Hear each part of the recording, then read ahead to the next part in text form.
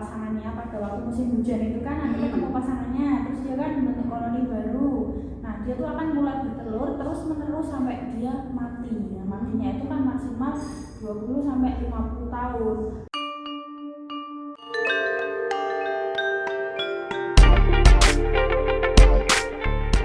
Assalamualaikum semuanya, jumpa lagi sama Alfa. Hari ini ada segmen baru ya di channel aku. Kita ada di PAU ya, jadi podcast Alfa dan Ulan gitu ya. Berarti di sini ada satu orang lagi selain saya gitu. Ini ada Mbak Ulan. Halo. Oke, jadi di podcast ini kita mau ngomongin apa? Di sini kita mau ngomongin sesuatu yang nggak penting tapi Ya, nggak penting penting ya. Nggak tahu ya, pokoknya penting apa enggak ya. So, today kita akan ngomongin tentang laron ya. Jadi kalau kalian perhatiin, ini kan musim penghujan gitu ya. Tiba-tiba ada seonggok gitu ya datang, yaitu laron gitu ya. Dia tiba-tiba datang seperti itu, tapi nggak tahu kenapa cepet banget dia juga pergi ya. Nah, kenapa dia cepat datang dan cepat pergi? Apakah dia setipe dengan jelangkung atau bagaimana gitu ya? Nah, so kita akan bahas sama si Mbak Ulan ini ya, di mana dia berada sebelum musim penghujan dan bagaimana setelahnya. Oke, gimana Mbak Ulan ya? Biasanya kan kita kalau lihat laron itu kan pas awal-awal musim hujan tok ya, setelah itu kan hilang lagi. Ya. Nah kita kan pasti penasaran sebenarnya dia awalnya tuh dari mana sih, terus dia perginya kemana. Yap. Nah, ternyata tuh yang baru kita tahu ternyata laron itu adalah rayap. Wow, rayap yang ada di rumah-rumah itu? Iya benar. Oh, jadi itu adalah cikal bakal dari laron gitu. Iya, jadi laron itu adalah salah satu bentuk dari rayap. Jadi sebenarnya rayap itu kan dia hidupnya berkoloni ya, seperti semut. Kayak semut ya. Semut itu juga masih satu kerabat loh sama laron, sama rayap. Terus juga ada lebah. Nah, lebah itu kan dia juga berkoloni. Nah, sama si rayap juga berkoloni. Nah, koloni itu kan pasti ada pembagian kerja loh. Nah, pembagian kerjanya ada yang jadi pemimpinnya atau jadi raja dan ratu, terus juga ada bagian prajurit, ada juga bagian pekerja. Oh gitu, jadi mereka ada bagian-bagiannya sendiri ya, sesuai dengan ya jobdesknya. Kayak mereka punya jobdesk ya. Nah, si rayap tadi kok bisa jadi laron dan kenapa keluarnya pas musim penghujan aja? Nah, jadi ini info menarik ya. Rayap itu kan tinggalnya kan di tempat-tempat yang lembab, terus tempat yang gelap, tapi tempatnya hangat gitu loh. Oh gitu, lembab makanya, tapi hangat. Lembab, gelap tapi harus hangat. Makanya dia kan tinggalnya kan di pohon-pohon, di mana pohon kan masih kena alas. Oh ada di pohon juga? Iya, cuma di rumah itu? Iya, dia kan makannya kan kayu. Di mana ada pohon berarti dia makan juga. Makanya ada pohon yang tumbang gara-gara dimakan rayap juga ada kayak gitu. Terus dia juga tinggalnya di tanah tapi dekat sama permukaan, jadi masih terasa hangat kayak gitu. Nah kalau pas musim hujan otomatis kan jadi basah. Kalau basah kita aja kedinginan kan. Iya. Nah rayap juga.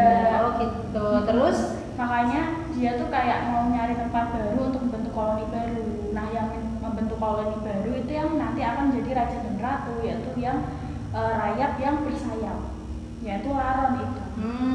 Jadi awalnya berarti nggak punya sayap? Atau emang punya ada sayap? Jadi dia memang lahirnya tuh sudah memang awalnya tidak bersayap, semua awalnya tidak bersayap. Kan serangga kan dia kan dari telur, kemudian dari nimfa atau serangga muda yang belum bersayap, baru kemudian imago atau bentuk dewasanya. Nah bentuk dewasanya itu 3 bentuk itu tadi. Ada yang berperan untuk reproduksi, ada yang berperan untuk pekerja, juga untuk prajurit. Nah yang reproduksi itu yang bersayap. Oh gitu, jadi yang punya sayap hanya yang bereproduksi. Betul, gitu ya? Atau calon raja dan ratu. Calon raja dan ratu. Nah apakah kalau satu koloni itu berarti rayapnya itu rajanya satu, ratunya satu doang atau bisa lebih? Nah untuk raja dan ratunya ya cuma satu pasang tok itu, tapi untuk rayap reproduksi yang lain juga masih bisa tetap bergabung di koloninya itu. Terus gimana dia berproduksi? Gimana ya? Ya itu dinobatkan sebagai raja dan ratu kalau bertelurnya itu banyak gitu loh. Bertelurnya tuh ribuan kayak gitu. Nah kalau yang rayap reproduksi yang lain berarti dia bertelurnya cuma ratusan kayak gitu. Berarti tetap ada yang bukan raja dan ratu gitu ya, tetapi dia bereproduksi, tapi ada pokoknya yang paling banyak gitulah yang sebagai raja sama ratu. Benar. Itu pemilihannya berarti nggak melalui eleksi ya, jadi nggak melalui pemilihan umum gitu ya. Kalau istilah raja dan ratu kan istilahnya manusia. Oh, kan gitu. itu adalah raja ratunya. Tapi rakyatnya kan nggak anggap itu raja atau ratu. Jadi mereka menganggap ya biasa aja gitu ya. Pimpinan gitu aja. Karena dia yang pimpinan. membentuk koloni itu kan dia. Otomatis raja sama ratu ini usianya tuh bisa lama banget ya. Jadi 15 sampai 20 tahun, bahkan ada sampai 50 tahun. Wow, sampai 50 tahun. Dan segede apa itu ya Gede banget si ya. mboknya ratunya dia. Kalau kondisinya mendukung ya pastinya ya. Dia kan nanti kan kalau sudah ketemu sama pasangannya pada waktu musim hujan itu kan nanti ketemu pasangannya, terus dia kan membentuk koloni baru. Nah, dia tuh akan mulai bertelur terus menerus sampai dia mati. Ya, matinya itu kan maksimal 20 sampai 50 tahun. Nah, dia akan menetaskan rakyat-rakyat reproduksi yang lain. Dia juga akan menetaskan rakyat pekerja dan rakyat prajurit. Nah, usianya itu pendek-pendek. Jadi rakyat pekerja sama rakyat prajurit itu cuma kayak 2 tahunan gitu. 2 tahun dia akan mati. Regenerasinya cepat berarti ya dibandingkan dengan yang produksi ya, reproduksi. Iya, produksi lama. Wah.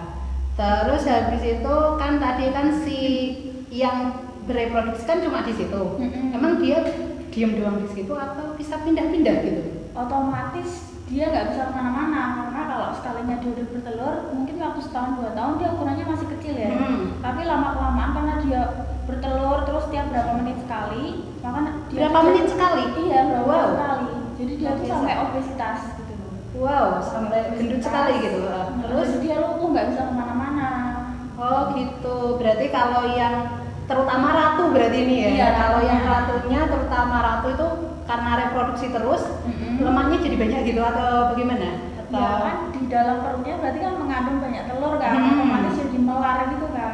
Dan pasti banyak ada lemak kayak lemak-lemak gitu.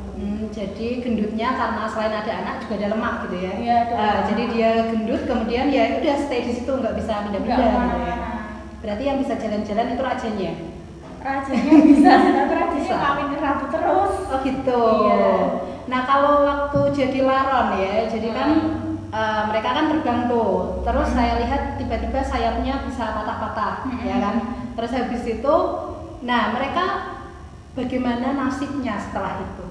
Nah itu makanya dikatakan bahwa laron itu hanya bertahan 1 malam gitu loh. Kalau dia ketemu 1 malam saja. 1 malam Kasihan aja. sekali ya. Kenapa? Gitu. Kalau misal dia ketemu sama pasangan yang cocok, kan dia kan membentuk koloni baru tuh.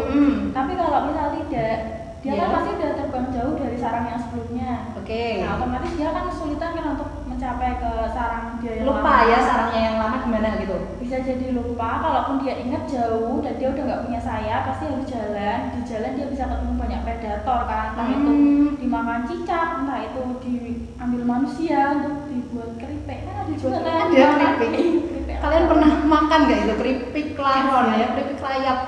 Wow, nggak tahu Calon sama ya raja. gitu. Calon Atau raja. calon raja tapi dimakan manusia ya. Kasihan banget. Sungguh kurang ajar sekali itu manusianya ya. Aduh, saya nanya aja. Nah, terus berarti dia meninggal dalam perjalanan gitu. Iya, atau bisa jadi meninggal. Otomatis kan mereka yang bisa mencari makan itu kan rakyat pekerja. Rakyat prajurit aja tuh nggak bisa makan. rakyat prajurit Rakyat prajurit atau tentaranya itu nggak bisa makan. Kenapa? Karena dia tuh punya rahang yang besar, punya capit gitu, dan itu menyulitkan dia untuk makan kayak gitu. Terus dia bisa bertahan hidupnya bagaimana kalau Ya, di sana? yang mencari makan itu yang rakyat pekerja. Oh, rakyat pekerja nyari makan buat mereka makan. Nyari makan buat si rakyat prajurit sama buat raja dan ratu sama buat larva-larvanya. Makasih rakyat pekerja, dia sangat baik sekali gitu ya. Nah itu makanya si rakyat pekerja kan jumlahnya banyak banget dibandingkan dengan rakyat yang lain, dibandingkan dengan prajuritnya. Ada nggak yang survei mengatakan gitu ya, misalkan laronnya yang ada hidup itu misalkan dari 100, kira-kira yang bisa menjadi raja atau ratu baru itu? Untuk saat ini belum ada ya. Nah, siapa tahu kalian penasaran bikin penelitian ya. Bisa jadi bisa jadi penelitian itu. Di sini kan banyak banget toh. Iya, benar. Apalagi ini lagi mau musim penghujan ya. Wah, itu bisa jadi tesis itu ya. Betul. Luar biasa kan. Oke, nah kita lagi ngomongin laron yang katanya itu tadinya rayap gitu ya. Jadi rayap itu kan di kehidupan sehari-hari kita sering ya ada ya. Nah dia itu makanan utamanya kayu. Selain kayu bisa makan apa lagi? Nah, dia makannya kayu, makan tanah juga bisa. Makan tanah? Iya, makan tanah. Makan tanah, oke. Terus makan ya sisa-sisa daun-daun. Berarti kan sama kayak cacing juga makannya itu kan. Terus dia makan makanan utamanya adalah jamur. Makanan utama jamur.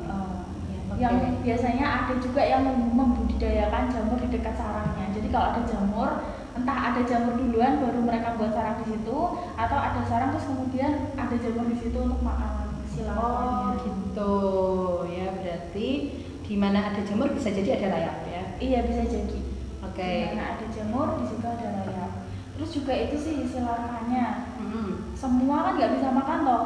Yang bisa makan cuma rayap pekerja.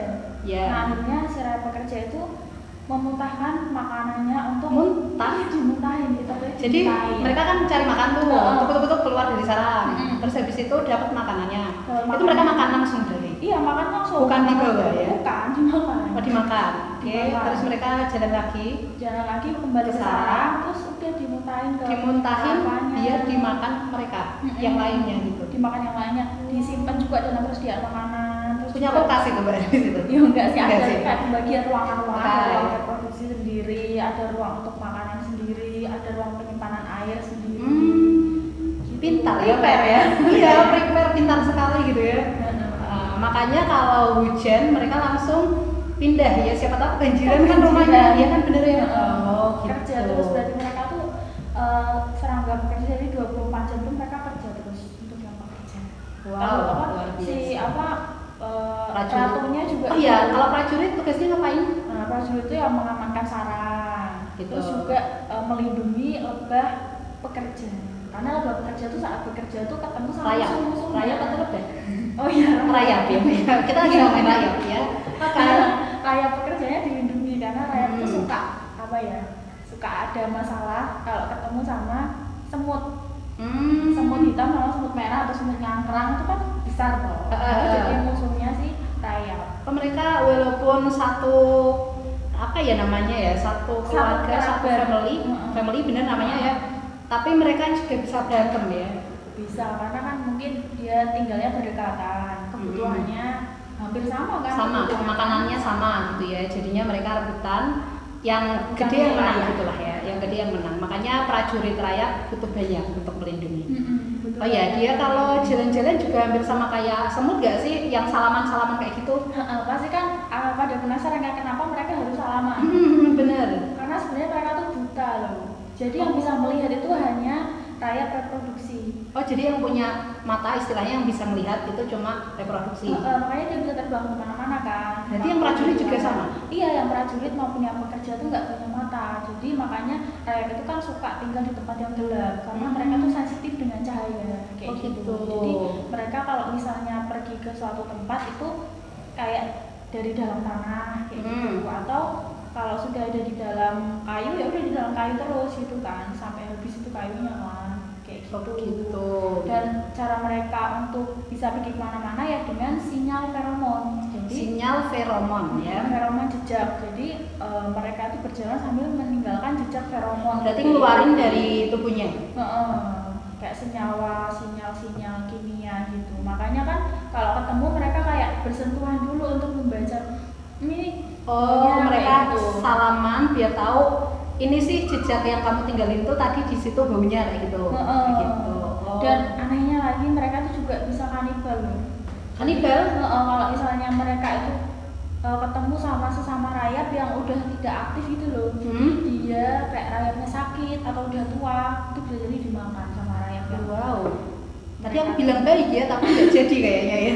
Bisa jadi ya jahat ya karena orang baik bisa jadi orang jahat juga ya.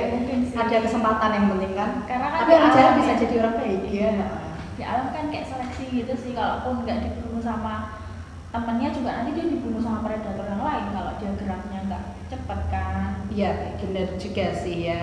Namanya juga hukum rimba ya. Hukum rimba nggak kayak manusia. Iya benar ya. Oke tadi kalau kita lihat kan rayap makanin apa ya alat rumah tangga kita, kayu kayak gitu ya, itu kayaknya buruk-buruk semua ya, kayaknya nggak ada manfaatnya hidup di dunia ini gitu kan. Tapi kan kalau Tuhan itu kan menciptakan pasti kan ada manfaatnya ya, walaupun dia pasir, debu gitu ya, pasti ada sisi positif. Nah, kira-kira rayap ini ada nggak sih manfaatnya? Iya. Kita lihat manfaat buruk itu kan dari kacamata manusia ya, karena manusia kan buat rumah dari kayu, ada pabrik, kemudian buat kertas kayak gitu dimakan rayap gitu. Tapi kalau dari segi rayap sendiri dalam ekosistem tuh bermanfaat banget. Kenapa? Karena rayap itu kan pengurai ya, jadi kan dia kayak dekomposer juga, jadi dia pemakan remah-remah. Coba bayangkan kalau misalnya di hutan yang rimbun, hutan hujan tropis terus nggak ada rayap atau nggak ada dekomposer lain, pasti nanti daun-daunannya kan bertumpuk-tumpuk, otomatis kan itu bahaya kan? Ya, sangat bahaya. Nggak bisa beraktivitas nanti kalau penuh kan, nanti hewan-hewannya nggak bisa bergerak dan sebagainya, terus bisa jadi kepleset gitu ya. Kepleset atau kayak terperosok ke dalam gitu kan, jadi kemungkinan untuk hidup kan sulit kayak gitu. Terus juga dengan dia menguraikan itu otomatis kan mengembalikan unsur hara di dalam tanah. Jadi menyuburkan tanah juga untuk tumbuhan kayak gitu. Wah, jadi sangat berguna terutama di rantai paling bawah ya dia ya, untuk menguraikan kan, itu rantai bawah kan. Menguraikan. Selain itu ada lagi nggak sih? Ada lagi. Rayap itu kan makhluk hidup juga loh. Makhluk hidup kan pasti butuh makanan. Ya, tadi jamur misalnya ya. Atau kayu juga kan. Nah, terus dia juga pasti kan butuh air. Ya, butuh air. Nah, itu kalau ada tempat yang kering, biasanya kan di gurun-gurun kan juga ada rayap. Nah, itu bisa sebagai petunjuk adanya air. Wow, keren sekali. Jadi kalau rayap itu tinggalnya pasti harus dekat dengan air. Iya, karena dia butuh air kan otomatis. Nggak ada air dia nggak hidup toh. Gitu ya, berarti kalau misalkan orang-orang mau bikin sumur gitu ya, nyari rayap dulu berarti, bener gak? Iya betul. Ya, cari rayap, di situ kalian bisa bikin sumur karena pasti ada air kan ya. Wow, keren sekali ya. Manfaatnya. Iya, manfaatnya. Ada rayap, ada air ya, ada air, ada rayap. Oke, kayak gitu ya. Satu lagi mungkin ya, masih ada hubungannya sama air juga nih. Kan rayap itu kan dia hidupnya kan selain di kayu juga di tanah kan, buat terowongan dalam tanah. Otomatis itu kan kayak memberi pori-pori dalam tanah sehingga air kan lebih mudah untuk meresapnya. Bisa masuk ya, tanpa kita bikin biopori, mereka udah dibikinin sama dia ya. Udah ada pori-porinya sendiri. Oh gitu, jadi biar itulah kenapa yang nggak beli aspal semua ya, tetap harus ada tanah terbuka hijau lah, terbuka hijau. Kalau tanah nggak ada rayap kan bisa jadi walaupun yang ada yang lain gitu ya, cuma tanah ya udah flat gitu, nggak ada pori-porinya, tapi kan dengan ada mereka kemudian air bisa masuk ya yang dari luar dengan lebih mudah. Oke, ya itu dia ya kesimpulan kita pokoknya ya. Jadi rayap itu bermanfaat ya, terutama ada air. Kok jadi rayap gitu ya? Kan kita tadi lagi ngomongin laron ya. Jadi ubah mindset kalian ya, ternyata larang adalah rayap. Jadi laron adalah rayap dan rayap itu bisa berguna terutama untuk sumber titik air ya. Ya, itu tadi pertemuan pertama kita. Nah, pokoknya saksiin terus ya Pau di episode-episode selanjutnya. Sampai jumpa. See you next time. Assalamualaikum warahmatullahi wabarakatuh. Yeay.